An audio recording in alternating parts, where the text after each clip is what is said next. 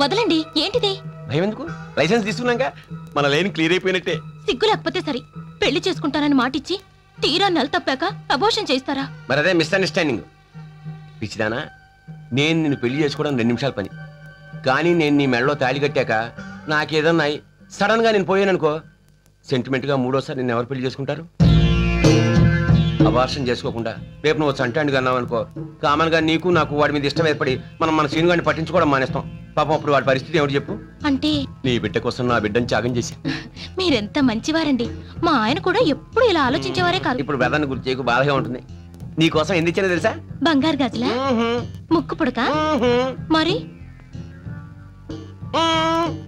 పాడు. అబ్బో, సిగ్గులలో మరింత అందంగా ఉన్నావు.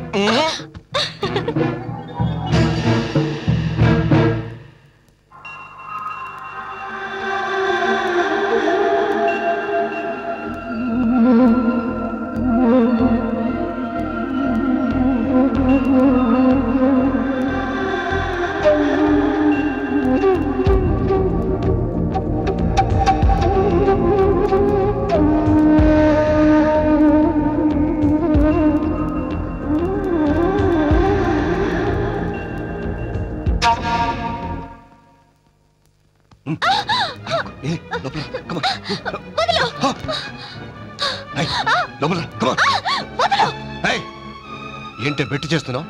మెట్టు దిగి వచ్చానా? నేను నీ మొగుడిని. మొల్లతాడు కట్టుకుంటే మగాడు, 3 పసుపు తాడికి 3 ముళ్ళు వేస్తే మొగుడు అవడు. ఓవర్ యాక్షన్ వద్దు. ఆఫ్టర్ ఆల్ పని మనిషివి. నేను పని మనిషిని, కానీ నువ్వు పనికి మాల మనిషివి. ఏం కూసావే?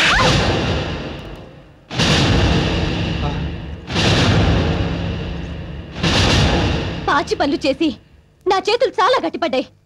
తిరిగి కొట్టానంటే దవడ పగిలిపోతుంది. నన్ను కొడతావా? ఆగో!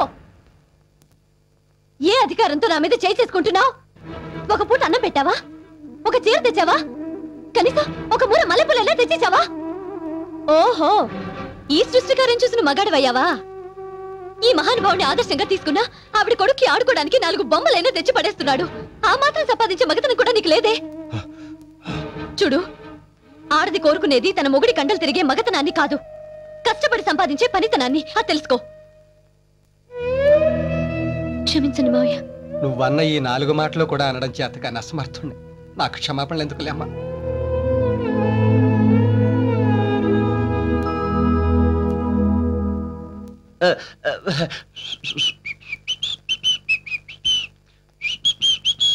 గిరీశం,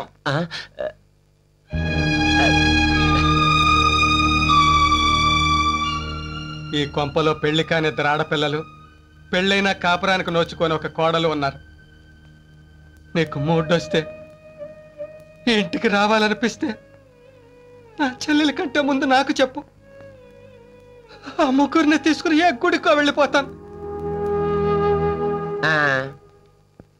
సరే, రామారాయ టూడియో కొంటానయ్యా, కానీ ఈ టూడియో నీదేనన్న గ్యారంటీ ఏంటి? ఇదేంటిది? సేవు పోగులు. ఇది నీదేనని గ్యారంటీ ఏంటి? సేవు నాదైనప్పుడు పోగులు నాయ కదా. రామానాయుడు నా పేరైనప్పుడు స్టూడియో నాది కాదా? పదా స్టూడియో చూసుకుందాం, పదా. ఏ పైసలు లేక చూడదేనా బాయ్? ఇదేంటి నీ టూడియో లేకెళ్తా నువ్వు లంచుతున్నావు కదా బాబు? జీతం నేను 1 తక్కువ ఇచ్చాను. చూసే అంత ఓపెన్ ప్లేస్, ఇది కూడా డబ్బింగ్ థియేటర్, అదేమో ల్యాబ్, అవతల ఫ్లోర్ అన్నమాట. ఈ ఖాళీ ప్లేస్ లో ఎంతగా కొబ్బరి తోటలు వేసుకోవచ్చు, ఆ గంగ బండల తోట వేసుకోవచ్చు, లేకపోతే షాపింగ్ కాంప్లెక్స్ కట్టేసుకోవచ్చు. లేకపోతే వదిలే, అది వాడు చూడు. ఎవరు ఈ స్టూడియో వాళ్ళకి అమ్మని వారం నుంచి తెగ ప్రాణాలు తీసేస్తున్నారయ్యా. అమ్మో, ఏమైనా సరే ఈ టూడియో నేనే కొంటాను. కొనేసుకో మరి. ఇదిగో డబ్బులు 10,000 తీసుకో. ఇదిగో స్టూడియో నువ్వే కొన్నాను వాళ్ళతో చెప్పు, నేను చెప్తే ఫీల్ అవుతాను. అలాగే. ఈ హడావిలో పడి జాగింగ్ చేయడం మర్చిపోయాను. అది చేసుకోండి చేసుకోండి. ఇదిగో పరిగెట్లు వచ్చినా ఏ లాభం లేదు. ఏంటి ఈ స్టూడియో నేను కొనేసాను. ఈ స్టూడియో నువ్వు కొనేసావా? ఏ ఊర్రా నీది? దోవండా. దూతాను కానీ మీ ఊరి పేరు చెప్పరా. మీ ఊరేంటి? దోవండా. దూతాను కానీ ఊరి పేరేట? దోవండా అని ఉండరా, నేను అడుగుతాను. ఇప్పుడు చెప్పండి, మీది ఏ ఊరు? దోవండా. దువ్వేవు కదా? అది కాదురా, నీది ఏ ఊరు? నాది దొవ్వండి. ఏ ఊరు? ఎవరనిది?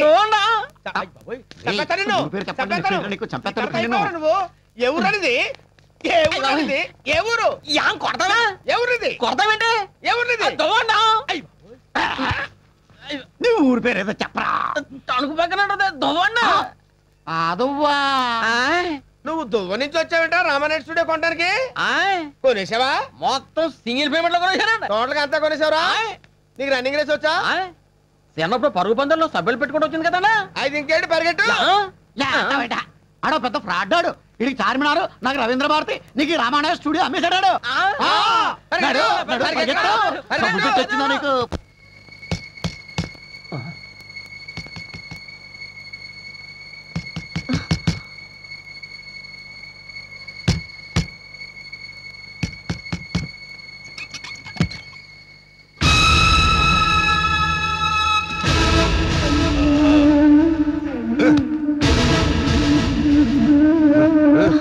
ఏ గంగా, ఏ గంగా, ఇదిగో డబ్బు 10,000. 10 ఇళ్లలో సంవత్సరం పొడుగునా పాచి పని చేసినా నీకింత డబ్బు దొరకదు. ఏయ్, సంపాదిస్తేనే మగాడు, డబ్బు తెస్తేనే మొగుడు అన్నావుగా, తెచ్చా. డబ్బు తెచ్చాను. ఏ ముసలి, రోజు నా అప్పు తీర్చు గోల పెడుతున్నావుగా, తీసా. బ్యాడ్ లక్ అంటే ఇదే. ఆ కంటి ఆపరేషన్ కాస్త అయ్యుంటే ఈ వాసనలో దొంగ నోట్లో తెలిసిపోయేవి కదా. ఎరా ఈ ఒరిజినలేనా? హలో గోవిందరావు గారు, నమస్కారం సార్. ఏంట్లో బిస్తు పేరు? చెయ్యత్రం మోతనం కాదు, సంపాదించడం నేర్చుకొని క్లాస్ స్పీకర్గా. అందుకే తెచ్చాను. ఇదిగా ఈ డబ్బు తీసుకుని వీళ్ళందరినీ తీసుకొని గుడికి వెళ్ళిపోండి. సారీ, ఇది తీసుకొని వెళ్ళండి. మళ్ళీ సారీ, రాత్రిపూట గుడి ఉన్నదిగా, ఓ పని చేయండి, సెకండ్ షో సినిమా తీసుకెళ్ళిపోండి.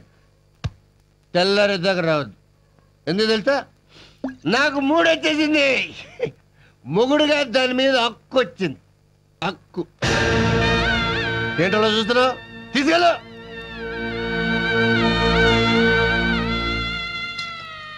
మావయ్య, మీరెక్కడికి వెళ్ళక్కర్లేదు. ఇంత డబ్బు నీకెక్కడి నుంచి వచ్చింది? మొగాళ్ళ సంపాదించుకొచ్చాను. ఏ దరిద్ర పనిచేసి సంపాదించుకొచ్చావు? దరిద్రంగా కాదు, దర్జాగా నువ్వు అడిగిన డబ్బు పట్టుకొచ్చాను. పట్టుకొచ్చావా కొట్టుకొచ్చావా? ఏంటే అనుమానిస్తున్నావా? అవును, నువ్వు 100 రూపాయలు తెచ్చుంటే అనుమానించేదాన్ని కాదు. బస్టాండ్ లో మూటలు మోసి తెచ్చుంటావని ఆనందించేదాన్ని. నువ్వు 50 రూపాయలు తెచ్చుంటే కష్టపడి ఏ రిక్షాయో తొక్కి తెచ్చుంటావనుకునేదాన్ని. కనీసం 5 రూపాయలు తెచ్చుంటే అడుక్కు తెచ్చుంటావనుకునేదాన్ని. అడ్డదారిలో సంపాదించడం కాదురా, కష్టపడి 5 రూపాయలు సంపాదించు. అప్పుడు నేనే మావయ్య గారిని, అత్తయ్య గారిని, తాతయ్య గారిని అందరినీ గుడికి పంపించేసి నీ పక్కలోకి వస్తాను.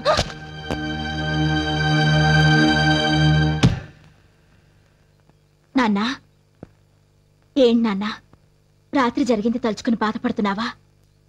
నా గురించి కాదమ్మా నా బాధ అంతా, గంగ గురించి. మీరందరూ ఉండగా నాకేం బాధ మావయ్య? ఇలాంటి కొడుకుని కన్నందుకు సిగ్గుపడుతున్నానమ్మా. మీరేం చేస్తారు మావయ్య? కష్టంలో సుఖం అవుతాడనుకున్నాను, కానీ ఇలా రోజు రోజుకి వాళ్ళలో ఫ్రస్ట్రేషన్ ముదిరి పర్వర్టెడ్గా తయారయ్యాడు. చెయ్యెత్తి కొట్టను లేను, నోరెత్తి తిట్టను లేను. గురుగారు ఏమైందిరా? మన జీకేని పోలీసులు అరెస్ట్ చేశారండి. దేనికి? షాపులో దొంగతనం చేశాడంట.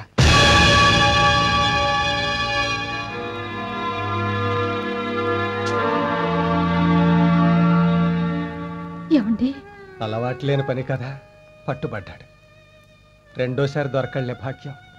దరిద్రుడు ఆ చేసే దొంగతనం మీద ఏ బ్యాంకులోనే చేసి చావచ్చుగా, లక్షలు దక్కేవి. చెవురుకోండి.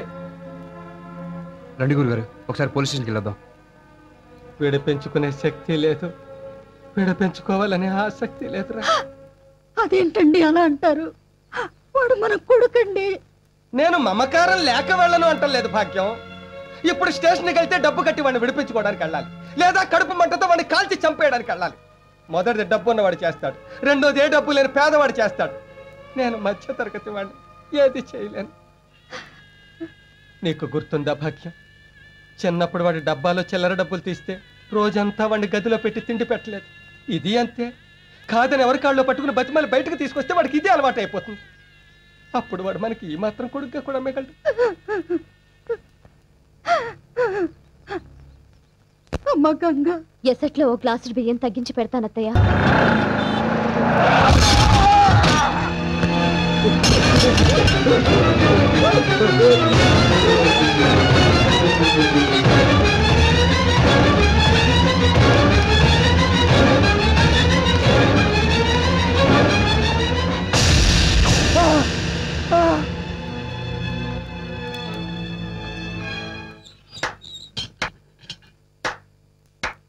ప్రియమైన నాకు పరమ అసహ్యమైన కన్న తండ్రికి స్వాగతం సుస్వాగతం. జైల్లో ఉన్న కొడుకు మొహం చూడనని ఇప్పుడు ఏ మొహం పెట్టుకొని జైలుకు వచ్చావు? తండ్రిగా నీ కొడుకు చిన్న కోరికలను కూడా తీర్చలేకపోయావు. కొడుకుగా నీ తండ్రి కంటి ఆపరేషన్ చేయించలేకపోయావు. పెళ్ళానికి 2 పూట్ల తిండి సరిగ్గా పెట్టించలేకపోయావు. చిన్నదాన్ని చదువు మనిపించావు, రెండోదాన్ని గాలికి వదిలేసావు, పెద్దదాన్ని విధవరాలు చేశావు. నువ్వు తండ్రివి కాదు, కొడుకు కాదు, అసలు నువ్వు మనిషివే కాదు. కొడుకు తిరగబడి మాట్లాడుతున్నా ఒక్క మాట కూడా మాట్లాడలే. నువ్వు అమ్మ కడుపులో ఉండగానే తిరగబడ్డావురా. అప్పుడు అది కోలుకోవడానికి 2 ఏళ్లు పట్టింది. మళ్ళీ ఇన్నేళ్లకి ఇప్పుడు నా మీద తిరగబడ్డావు. ఇంకా నేనేం కోలుకుంటాను రా. ఏమిటండి దారుణం?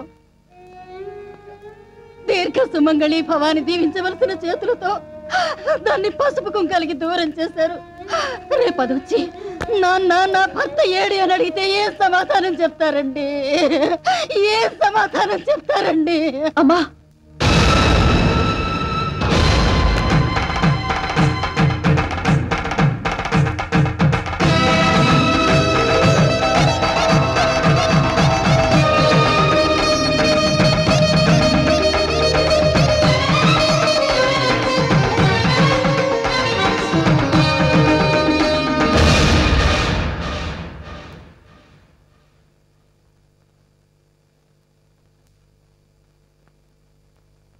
ఏంటి నాన్న అలా చూస్తున్నారు? నేను మీ కూతురు ధనలక్ష్మిని. ఏంటమ్మా ఇది? మీరే చెప్పారు కదా నాన్న, మిమ్మల్ని చూడాలనిపిస్తే పుణ్యస్త్రీగా రమ్మని.